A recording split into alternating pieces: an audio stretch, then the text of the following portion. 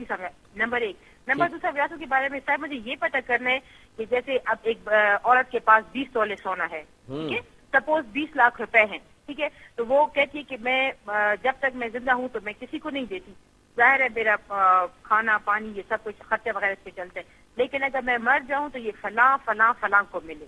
مطلب وہ کر سکتے ہیں یہ اس طرح وصیت مرنے سے پہلے اپنی چیز. پہلے تو یہ دیکھا جائے گا کہ وصیت کی کس کے لیے ہے.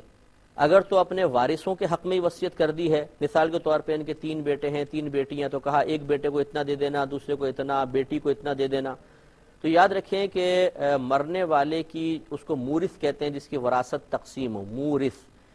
تو مورث اپنے وارثوں کے حق میں وصیت نہیں کر سکتا, اس لیے کہ وارثوں کے حصے تو خود شریعت نے مقرر کیے ہیں. مورث کو حق حاصل نہیں ہے کہ وہ کہے گا اس کو اتنا دینا اس کو اتنے دینا, وہ تو شریعت نے مقرر کیا ہے. ہاں اگر مورث کو وصیت کر جاتا ہے وارث کے لیے ہی, اور دیگر ورثاء یہ کہتے ہیں کہ چلو ٹھیک ہے ہم اپنے والد صاحب یا والدہ کی وصیت کو جاری کر دیتے ہیں, تو پھر ٹھیک ہے ورثاء کو بھی مل سکتا ہے.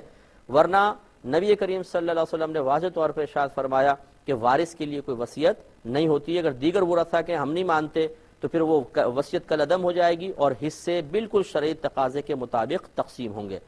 دوسرا یہ کہ انہوں نے غیر وارث کے لیے وصیت کی, چاہے وہ شخصیت ہو, چاہے مثلا کہا تھا مسجد میں دے دینا, مدرسے میں دے دینا, تو یاد رکھیں کہ مرنے والے کی وصیت مال کے تیسرے حصے میں جاری ہوتی ہے, تہائی حصے میں.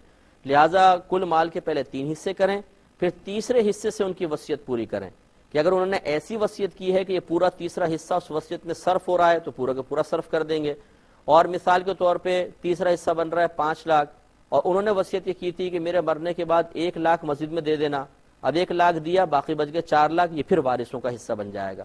خلاصہ کلام یہ ہے کہ اگر غیر وارث کے لیے وصیت کرتے ہیں تو مال کے تیسرے حصے میں وصیت جاری ہوگی, یعنی اس سے وصیت کو پورا کریں گے. کل مال وصیت پورا کرنے میں لگ جائے تو کل مال کو خرچ کر دیں گے, اور اگر بعض مال لگے گا, کچھ مال کچھ بچ گیا, تو جو بچ گیا وہ ورثاء کے پاس آئے گا. لیکن اس میں ضروری ہے کہ انہوں نے وصیت درست کی ہو. اگر کسی غلط کام کی وصیت کی ہے, گناہ کی وصیت کی ہے, تو پھر 1 پیسہ بھی غلط کام پہ نہیں لگے گا, سارا کا سارا ورثاء کو ملے گا.